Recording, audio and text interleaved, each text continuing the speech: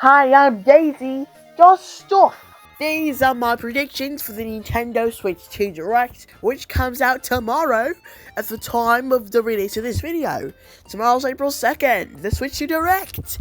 So, what I think this Direct's going to start off with? Mario Kart, obviously. I think it's going to start off with footage of a retro track. If those of you are still back in the next game, because I see more points against it than for it in online discourse, but whatever. I hope that retro tracks are actually still back, and I think they'll show us like Toad's Factory or like Baby Park, because Baby Park with 24 races will be epic, even though GC and the Waiting Circle would make more sense. Moving on, some more of the Nitros, maybe 2 or 3 Nitros, and they'll show us like maybe a minute of footage in total, and I think there'll be the Nintendo Direct live goes, and then the guy is going to be like, "Hi, I'm the guy, and we're going to lead you through the Direct." What you've just seen was Mario Kart for Switch 2, called the name of Mario Kart for Switch 2. I'm still leaning towards Mario Kart 2 or Mario Kart 9 or some sort of cool subtitle, but I don't know for sure. Nobody knows for sure, really.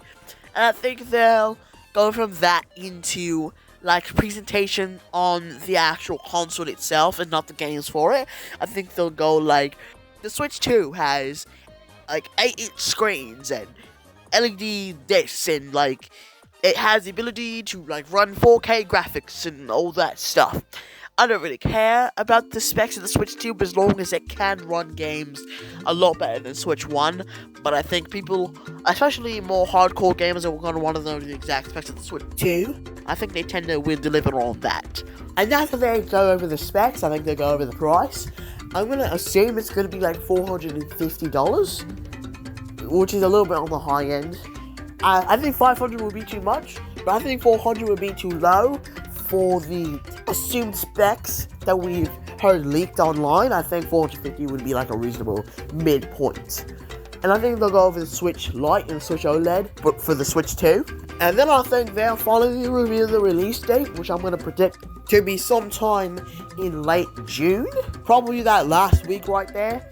Just because the Switch 2 experience events go up to early June, and I think they want to have a gap between the end of that and the actual release of the console itself. So I think it'll release in late June at the earliest. It might release in July. It might actually release like super late, like August or September. But I'm gonna hope for late June. And then I think halfway through the Direct, they'll start transitioning into the games. I think they'll start off with like an in-depth look at like 3D Mario, maybe like 3 to 5 minutes of just like 3D Mario. I'm predicting that it's gonna be like a Bowser's Fury type game, because Bowser's Fury definitely felt like a test, and everybody loved Bowser's Fury, so I think the 3D Mario game is going to be Bowser's Fury, like the open world on a bigger scale. And then I think they'll throw some third parties in there, and then like every 2 to 3 games will be like a big hitter, like, I don't know, like a Zelda, even though we just had Zelda, so maybe no Zelda in this Direct, but maybe like they'll show off, like, I don't know, a Kirby or something. I think the second to last announcement will be about more Mario Kart information, like why is it different and like all the gimmicks and stuff. And then I think the very final announcement will be something like the Nintendo Today thing, where it's like, it's not a game, but it's just like something that's like cool to have on the Switch 2 that's different from the Switch 1. And then I think the Direct will end, and they'll be like, pre-orders begin now, and you can go pre-order it now. Everybody go pre-order it now, right this second. We shall see if I'm right tomorrow, April 2nd, which means that today's April 1st, which means that this is April Fool's Day.